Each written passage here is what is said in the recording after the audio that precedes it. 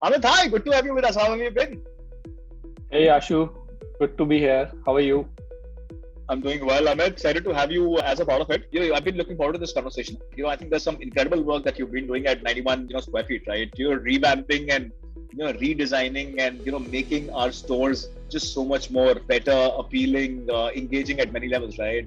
This becomes an important conversation. Also because last 2 years have been very heavy for the physical retail industry, right? While the world has turned digital, I think physical is coming back to normal, right? In many ways, and I think it just requires very different kind of an engagement methodology, right? I think it just has to be aligned in a very, very different way, to the digital first economy that we've shifted to, right? And this is a shift which is not happening in tier A cities. This is something which is fairly an across the country phenomenon, right?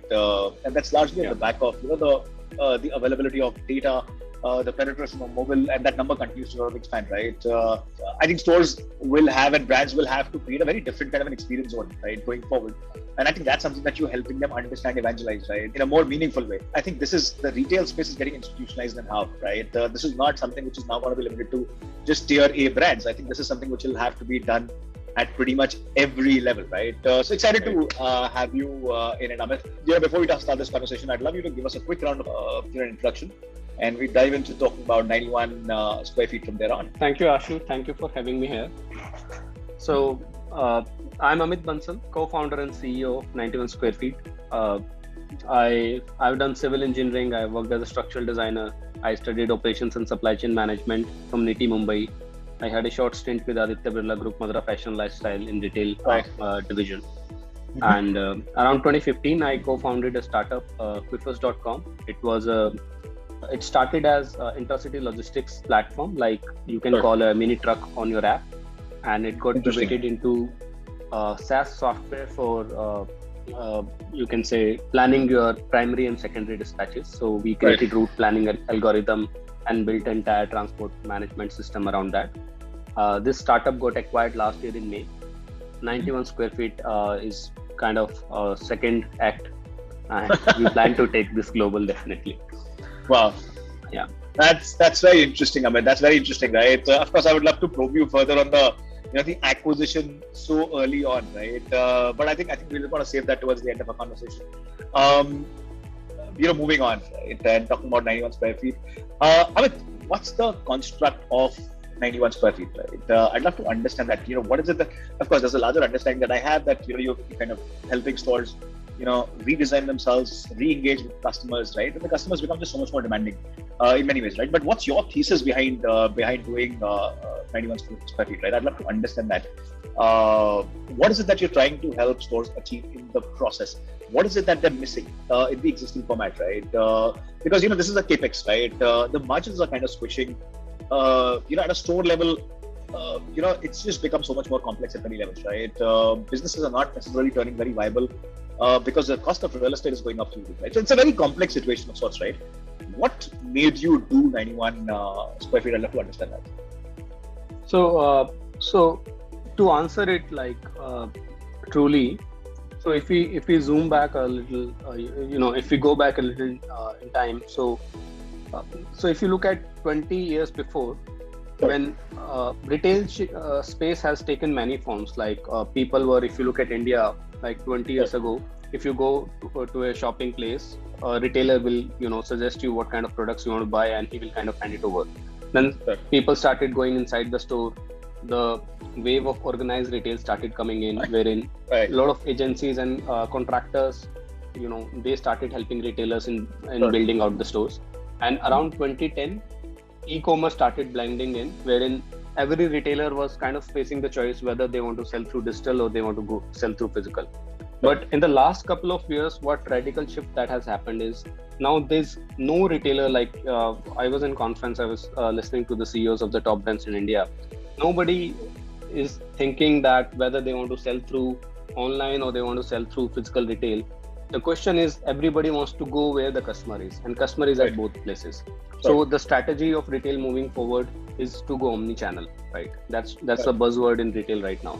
But when a brand tries to go omni-channel in retail, the experience is drastically different. Like when you want to set up a web store, you can set up a web store at the click of a button, right? From integrating payments like Stripes or tracking consumer journey, HubSpot. All these kind of integrations are available at the click of a button, and you can just go live with the shop in like 15 days kind of a timeline, right? But when you want to set up and expand through physical retail, it's a very ad hoc and messy experience at every step, and it's full of execution risk around finding the right spots to open the stores, then building it out through unorganized contractors, and then operating it on a day-to-day basis. Like, there is no organized service which is available, not just in India but anywhere in the world, and there's no specific software through which you can do it with your single laptop. So we have come to believe that physical retailing is going to stay very meaningful in future. It has shown its resilience. It has shown it like right after when the COVID got over. So if physical retailing is going to stay very meaningful in future, right? It cannot be that messy to operate through physical, right? The experience difference cannot be like, you can easily expand through digital web store, and it's very messy to expand through physical. So we are trying to super simplify physical retail expansion for brands, so that they can easily plan where they want to sell. Like, they can easily go omni-channel. Very interesting. I'd love you to break it down for us right now. It's easier said than done, right? I have had the opportunity of talking to many founders, promoters, and professionals, right? Who've largely been responsible for physical expansion, right? And you're absolutely right when you say that there are just so many risks that are there when you are expanding. It's beyond comprehension, right? Plus, there is, I think, most importantly, it's a capital risk that you're kind of putting together, right? If a store becomes inefficient, it becomes inefficient, right? And the sunk cost is just too high, right? In many ways. I'd love you to break it down at a product level, right? In terms of, how are you doing this? So, for example, if I'm a brand owner, help me visualize how this will come together. Okay, so as a brand owner, when you are expanding through physical, you look at your expansion in 3 broad buckets. Discover the right properties, build them out in a light touch manner, operate them with agility, right? So for identifying or discovering the right side of property, the questions that the pointers that you just mentioned becomes very relevant. You need to understand the catchment, you need to understand your product category, you need to have a model wherein you can forecast what kind of per square feet throughput or ROI you can expect from that particular place, and you need to have some scientific engine behind putting up a capex at any point, right?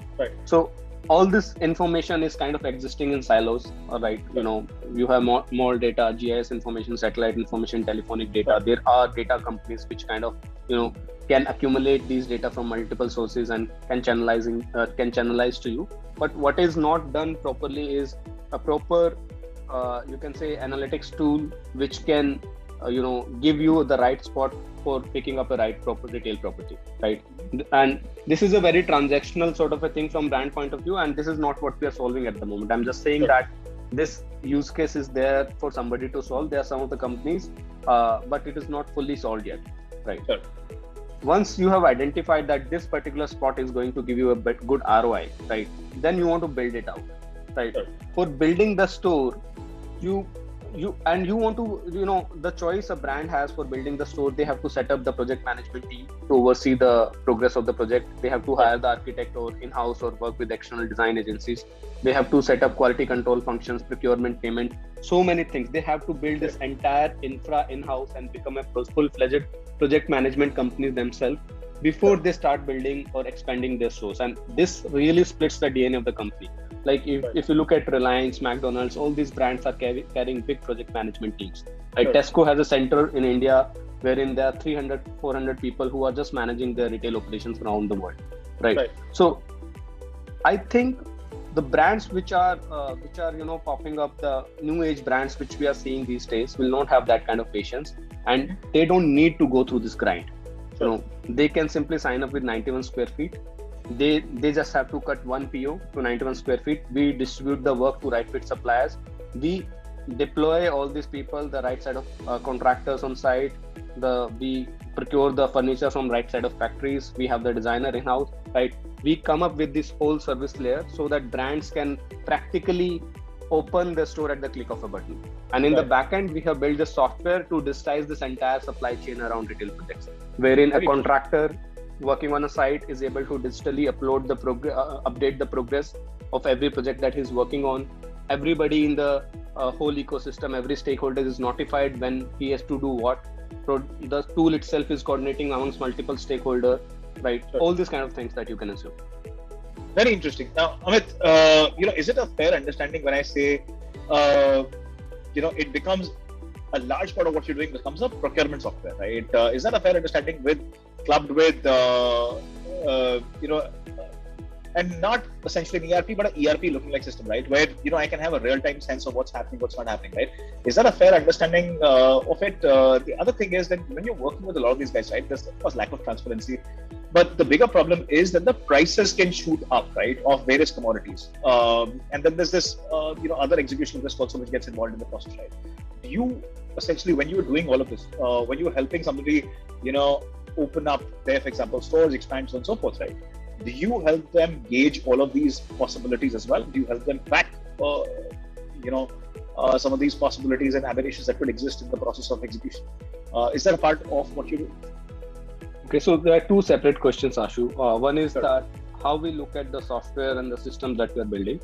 So, from the lens of what we are doing, we are essentially procuring different kind of products and services on behalf of brand through our software. So you can very well say that it looks like a procurement software, but there's a lot of quality control and project management aspect to it. So you can also say that it's probably a project planning and management software.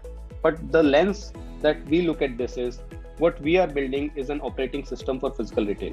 Right. Okay. And everything else, everything that we are building right now, it's basically, we call it a project planning and management tool. It's basically a sub-component of the overall product vision that we are having. On this overall product vision, a brand will sign up on 91 Square Feet. At the click of they will, digitize their template of the store, wherein they will configure all these elements of their store identity like signage, styling, painting, etc.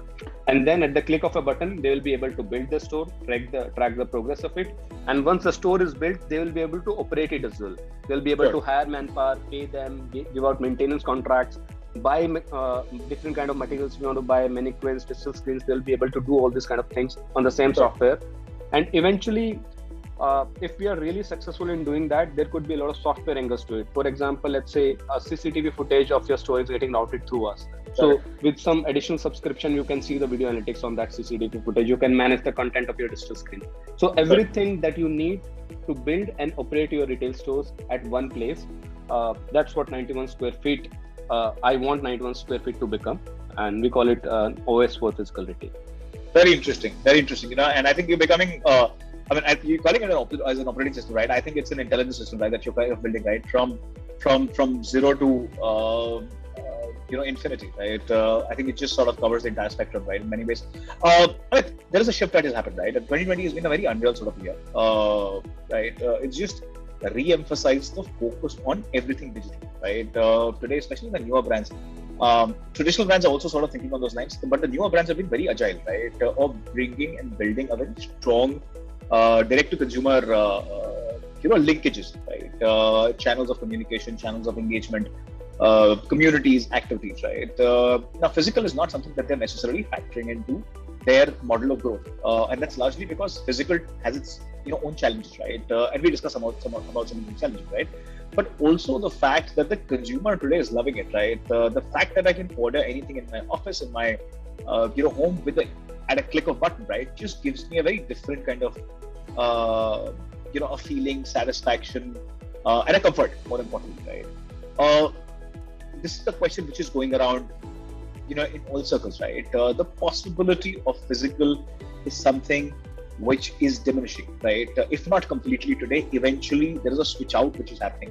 Physical is being replaced by more engagement-driven activities, right? So you'll see a lot of these guys doing smaller events, activities, put some promoters in stores, the larger format stores, to engage the customer, right? What's your sense of it? Do you think is that the truth, half-truth, or a misguided understanding? Because India is a market which will constantly be a touch and feel market, and I'm talking India first, largely because I think that's your current area of or the current market that you're catering for. What's your sense of it? How do you see this entire macro playing out? Yes, so Ashu, that's a very relevant question. See, first of all, we are building from India for the world, right? Sure. So because the problem of expansion through physical retail is, I think it's a global problem, uh, uh, and what you are essentially asking is that how meaningful physical retail is going to be down the line, Sure. right? Yes. In my mind, I believe that physical retail has been the first business idea which has struck the civilized mankind. Like it has, Right. it has, actually passed the test of time, be it, different ways of colonialism or internet or basically COVID. It has been very resilient in coming back again and again. And if you look at if you look at the macro trend in the developed markets, if you look at Right. United States, so retail seems to be getting, there seems to be an equilibrium coming at 70% physical and 30% online, right? Because Right. internet has been around in those markets. Sure. E-commerce has been around for almost like 2.5-3 decades there, right? This seems to be a saturation point hitting somewhere around 30-70 ratio, with 70 being physical. India at a place wherein 5% is online, 95% is physical, and almost 83% of the entire retail is unorganized. It's basically mom and pop shops kind of owned by the individual retailer. So if I talk about India per se, I think retail is going to expand very massively. Like in the past 10 years, physical retail has kind of exploded 12 times in overall business, and I see that almost 20-25% CAGR growth for the next decade or so. And probably once a sizable chunk of the entire market is getting getting organized, I think India will also see a trend wherein 70% will be physical and 30% will be online kind of a retailing. And so Sure. I'm pretty sure that retailing is going to stay very meaningful in future. Every now and then new categories keep on coming up. Like 10 years back, everybody was buying fashion apparels, perfume, Sure. jewelry through the stores. Now these categories are moving online, but more experiential categories like health, fitness, entertainment. These categories are coming along in the current generation. And probably 5 years, 10 years down the line, you will see those again urban ports wherein people are going for the metaverse gaming and all this kind of thing, because everybody will not have that infra at their home. So new categories will keep on coming up, and people just go out for shopping because they have some magical experience when they are shopping. Right? It's basically a stress busting kind of an experience for people. So I do believe it's going to stay very meaningful, and Interesting. we are just swishing out the messiness around the expansion physical. And we continue to be touch and feel economy, right? I think that's so true for India as a market, right? I think we're just so much more comfortable in that sense. There is another shift that we're seeing, right? Now, the cost of real estate is going through the roof, right? And with essentially what has happened in the last 2 years, this is actually a continuing question, right? Brands have become very, very comfortable, right? Experiential is something which has become important, right? But I kind of agree with you that there is this set of brands which have also realized that they'll have to be, these experiential activities might not suffice for them, right? They'll have to be consistently present across, a lot of these points, right? Which essentially means that, we're going to see more smaller formats coming up, right? More kiosks coming up, which are more modular in nature, right? Now, what that essentially means is that they'll have the ability to very quickly adapt to changes, right? These are not going to be very, very large format stores. These are going to be very small format stores, which are going to be very agile, right? From customization standpoint, from the overall brand appeal standpoint, overall engagement that they want to create, but they're going to be present in a more longer term sort of a thing, right? Is that something, and the modular nature of what we're talking about, right? These same kiosks and the smaller setups that are coming up, right? Largely to drive engagement. What's your sense of it? How do you see that? Right? Is that something that, so while we agree that there's going to be a 70% possibility of physical retail, right?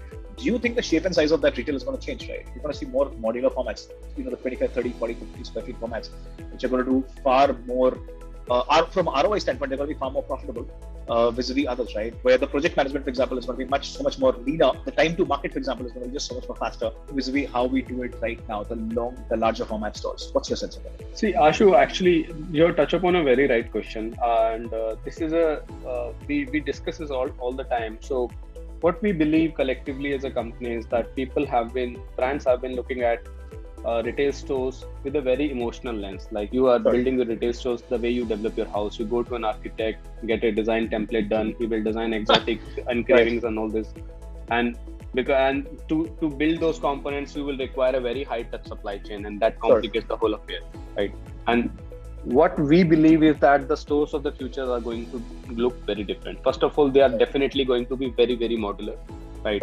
The components that you need, the product fixtures that you need to display your products, they are going to be very much IKEA style, which will be, for every category, these are the standard range of fixtures which you can buy and assemble at your site, all these kind of things. The store is going to be very smart in a sense that it is going to behave less like a project, more like a machine which is connected to a centralized OS. Store is going to open itself.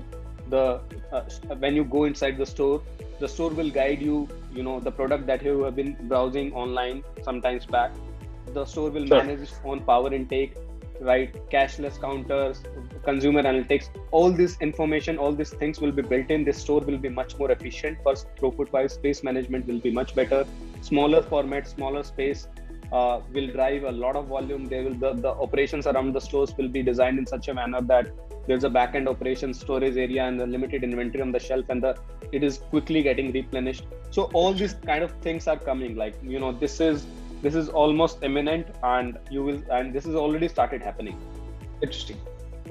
Now, Amit, you've been at it, right? You've solved for 500 plus projects. You've done it across 180 cities, and these are numbers that are out there, right? I'm sure there are more in the making, and these numbers will be slightly dated, right? What's been your sense of how, for example, the ROIs have improved, right? You're bringing in a lot of efficiency in the process, right? You're actually reducing a lot of time to market. You're bringing in a lot more transparency, right, in the entire mechanics. What's been the impact? I'd love to understand that, right? Because, like I said, right, for me, the worry is when I think of any business that has an element of capex in it, right? Be it, company owned, be it franchise owned, right? There's capital at stake, right? ROI becomes so much more important, right? Have you been tracking that as, because I think that just becomes such a strong argument for you to communicate the stakeholders, right? I'd love to understand that if there is that as an element that you've been tracking, the ROI that you've helped and the impact that you've created. Yeah, Ashu, so we did a simple study wherein we looked at projects of different sizes from 500 square feet to 5,000 square feet kind of store sizes.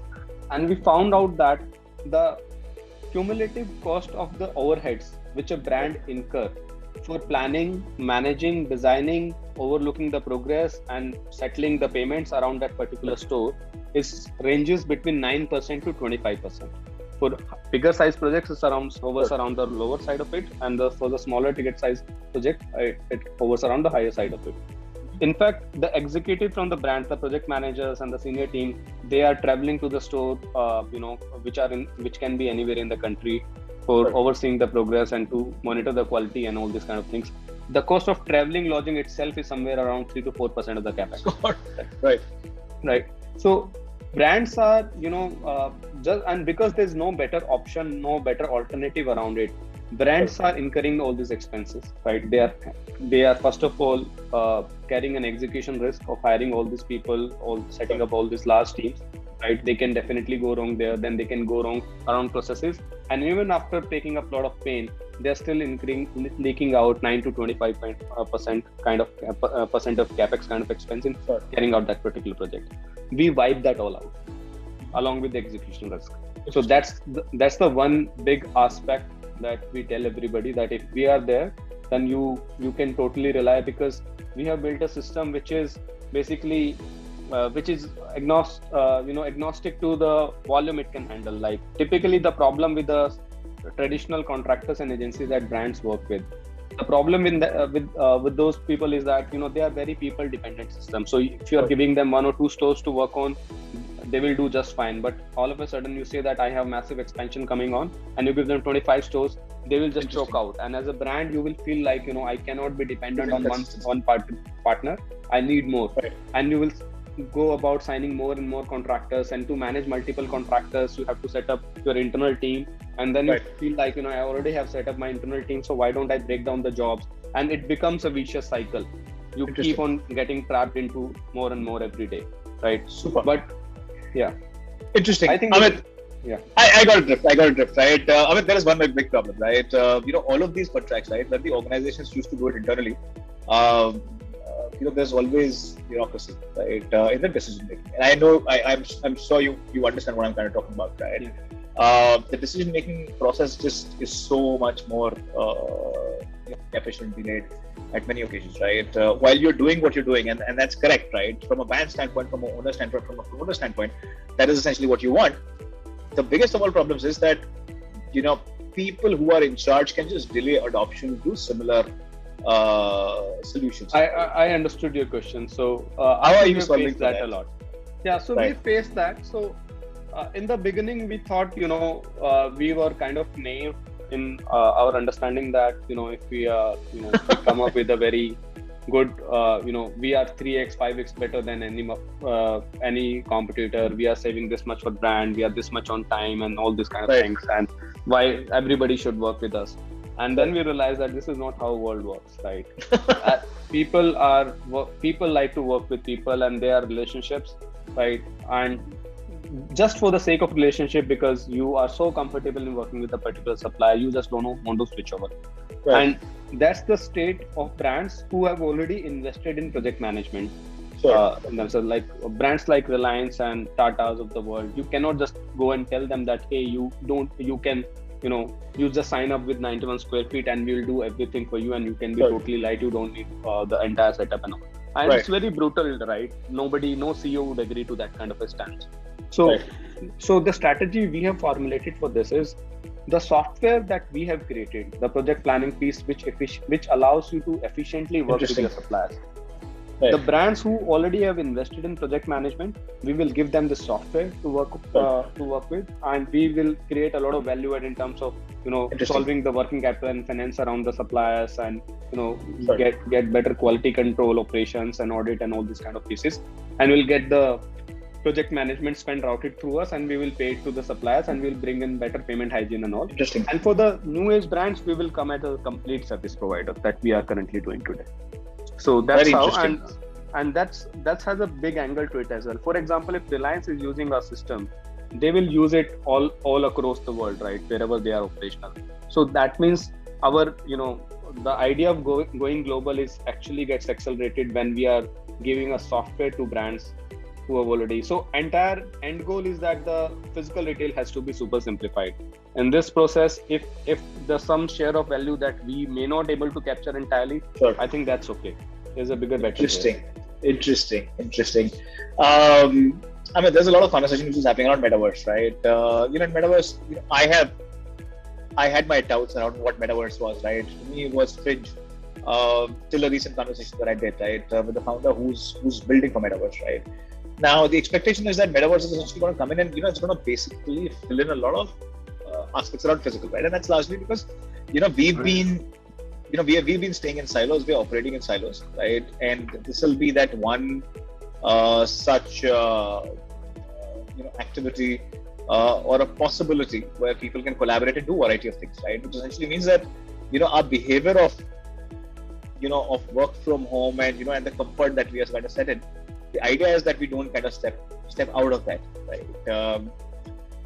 In a way, there are a lot of, for example, retail companies that have started to focus on their presence on metaverse, right? There are some theories, right? I don't completely agree with some of those theories, but my sense is that there's a definitive shift which is happening, right? You might not need the physical sort of ecosystem, right? What's your sense? I've asked you a question in a very different kind of a context. I'm asking you a question. So Ashu, so this question has multiple levels to it, right? Sure. So the highest level to this question, we have done this conversation from multiple perspective, multiple start points, and eventually all lands to a place that humans will just upload their brain in a machine, and they will live like a machine, they will live like a computer, and inside the computer in the meta world, all these activities will be happening. I think if that is the place where we are going, governments, infra, logistics, these guys are facing bigger problems than us. So, interesting. And that's probably maybe 500 years, 1,000 years down the line. I'm definitely not thinking 1,000 years down the line. We may be thinking 50 or 100 years. I definitely want 91 square feet to out survive myself. But yeah, not to that extent. So what I expect in my lifetime to happen is we will probably see that the experience will be augmented to a great degree, right? Wherein you go to a certain place, right? You have some prototype and you interact with prototype in a way that it gives you a feeling of the real product, right? So, and I see that as a big leverage, and it will kind of, agility around adopting the meta component inside the store can be a big differentiator for the brands in the upcoming generation. And I would want to give it with the context that I still do believe that as human being, we would always want to go out, have fun, meet with people, and interact with a lot of people. It's just that if a store is, meta enabled and the store is not meta enabled, I think a lot of consumer would want to go into meta enabled store, and that's and somebody has physical will bring it to amplify the industry, because if every brand will try to do it on their own, they will all be inefficient and will waste a lot of time. So somebody like 91 square feet have to actually, organize it for the brands and make it available for everyone. That's the next big opportunity that you're possibly looking at. And I completely agree with what you're saying, Amit, that physical will amplify all of this, right? At a very different level. The inherent problems of touch and feel trust, I think, continue to be there. I think those experiences are going to be far superior, right? When you're doing it in a setting which is owned by a brand, right? And I think brands will have to go out and create more experiential spaces. They might just look a little different from, say, a retail space, right? We'll possibly call them experiential spaces, but they will continue to exist, right? I take that argument, I buy that argument. There's a large section of society which will continue to sort of consume in that format, right? That's not something which is going away so quickly, right? It's a fear uncalled for. I'm going to move out of the 91 square feet conversation, right? The operational conversation, right? You've been at YC, a lot of startups that apply get through to the program. What's been the experience like? Right? I'd love to register that in this conversation. Because many people are going to be watching this. This will possibly help them, right? What is it which worked for you in the process? What's been the overall experience? So I think YC is basically learning that a founder should go through, like it's worth the price that is being asked for at whatever stage the company is in. Like even if I think it was worth, even if you were valued 100 million, if you go into YC, I think even then it was worth it, because it is less for the company, more for the founder, and whatever they tell you, the zone that they put you in, the kind of peer group and the people that they put you in a room with, and the kind of community that the access that they unlock for you is going to stay with you for your entire lifetime. Right. And you're once a YC founder, you're always a YC founder, right? So from that lens, I think YC is one. We have seen some other accelerator programs and all that thing. So everybody is trying to do well, but I think YC has really cracked it to an extent that everybody in that community is really trying to help you out.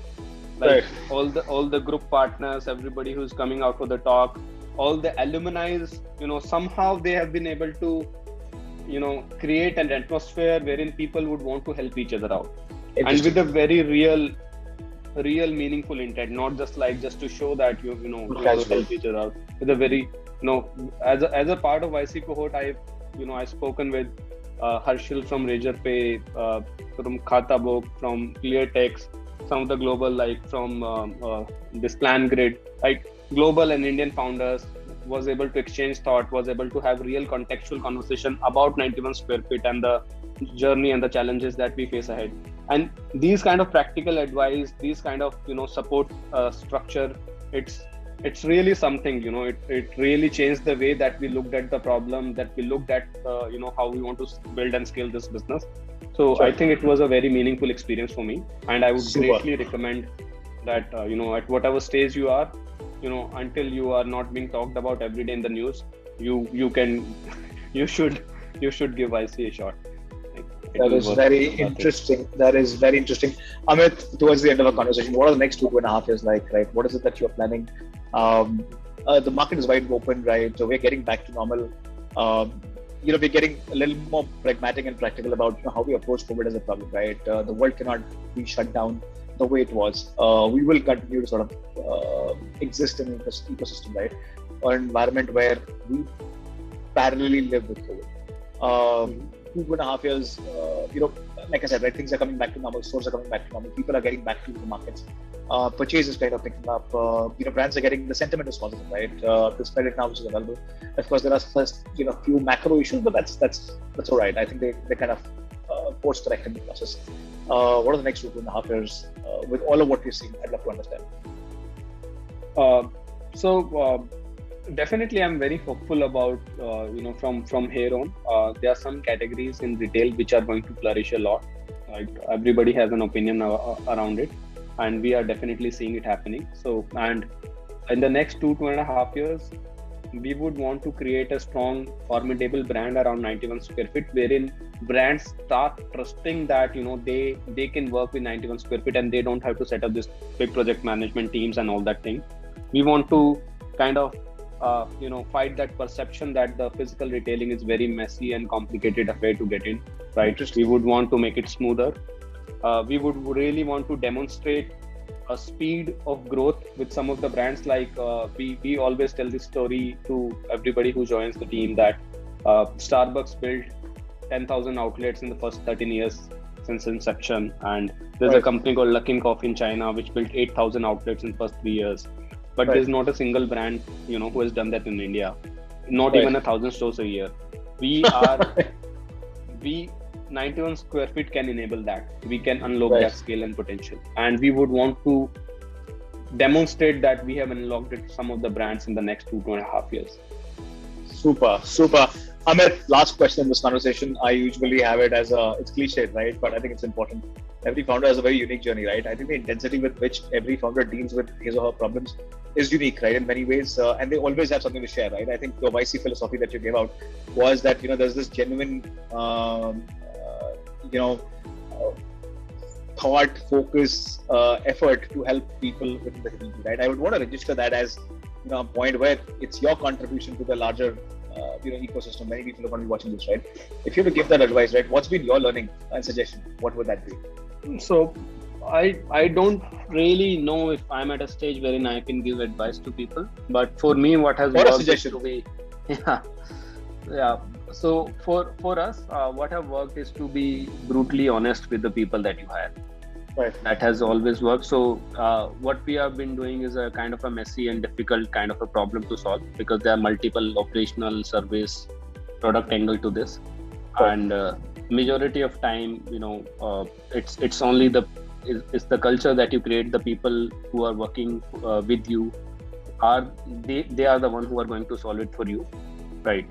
So as a founder, you can drop a strategy in place, you can drop a vision in place, and you can put the good people in a room. That's what maximum you can do. Rest is to be done by the people. So really start trusting your people and be very brutally honest with them. So super. Super, Amit. What a fantastic conversation. I loved every bit of this conversation. I think,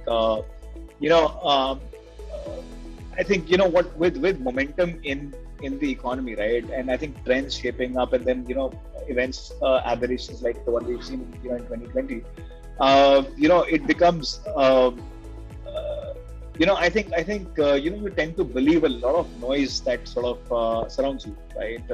You tend to look at the newer directions that the economy is, for example, taking, right? And not just us, but I think the larger globe and the world. I think it's this, for example, patience and this persistence, for example, right?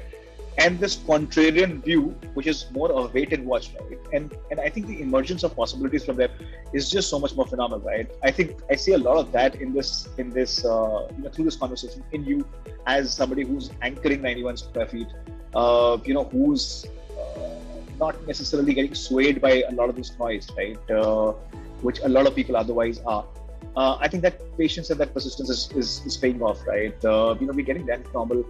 These are foundations that are not going to get changed very quickly. Economies at large will continue to have that equilibrium that you spoke of, right? That 70-30 or a 60-40 sort of a balance, right? Touch and feel will always be important. Experiential will always be important. I think the stores will have to look at newer formats, smarter formats of engaging with this, right? Metaverse is the newer conversation, but I think physical will only amplify it at a different level, right? Association that they'll be able to build with the consumer is going to be very different nature. But physical is something which will continue to stay, right? And I think that's essentially what you're optimizing. We wish you all the very best, Amit. Thank you so much for doing this, and look forward to doing it, much sooner. Where I'd love to dissect through, some of the industries which are, particularly in a better position with a tool and a support system that you're building at 91SquareFeet. But that's for our next conversation. Amit, thank you so much. It was a pleasure to have you with us. Thank you, Ashu. I had a great time. Thanks for having me. Thank you.